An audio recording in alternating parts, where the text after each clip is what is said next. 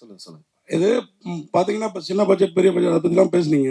அப்போ பார்க்குறப்ப இது ஒரு மினிமம் பட்ஜெட்டில் எடுத்திருப்பாங்கன்னு நினைக்கிறேன். ஆனால் நீங்கள் இப்போ வந்து ஒரு நேற்று ஒரு டேரக்டர் யாரோ உங்கள் மேனேஜர் 80 லட்சம் 1 கோடி சம்பளம் கேட்குறீங்க அப்படின்னு வந்தது. ஆனால் நீங்கள் பார்த்தீங்கன்னா இந்த மாதிரி படம் நடிக்கிறப்ப அவ்வளோலாம் கேட்டிருக்க மாட்டீங்கன்னு எங்களுக்கு தோணுது.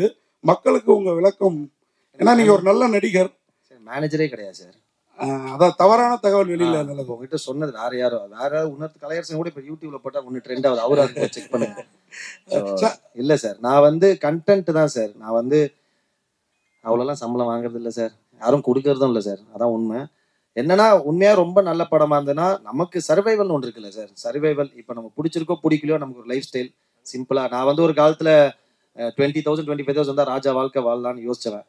பட் ஆனால் இப்போ நமக்கு இருந்தாலும் இப்போ எல்லாமே இப்போ ஸ்கூல் ஃபீஸ் கட்டணும், அது மாதிரி நிறைய நம்ம பெரிய ஸ்கூல்ல படிக்கணுன்றாங்க. அது மாதிரி இருக்கும்போது அது சர்வைவல்காக தான் சார். நான் சில படங்கள் வந்து எவ்வளோ கம்மியாக பண்ணி வாங்கிக்கிறேன். அதுக்கப்புறம் சில படங்கள், அதுவும் மோஸ்ட் ஆஃப் படங்கள் தராம விட்டுருவாங்க. அதெல்லாம் கண்டுக்கிறதுல சார். அந்த மாதிரி படம் அந்த மாதிரி வர வேண்டிய பணம் வந்தாலே நான் 2 படம் ப்ரொடியூஸ் பண்ணலாம், அந்த அளவுக்கு பண்ணலாம் சார். பார்த்துக்கலாம்.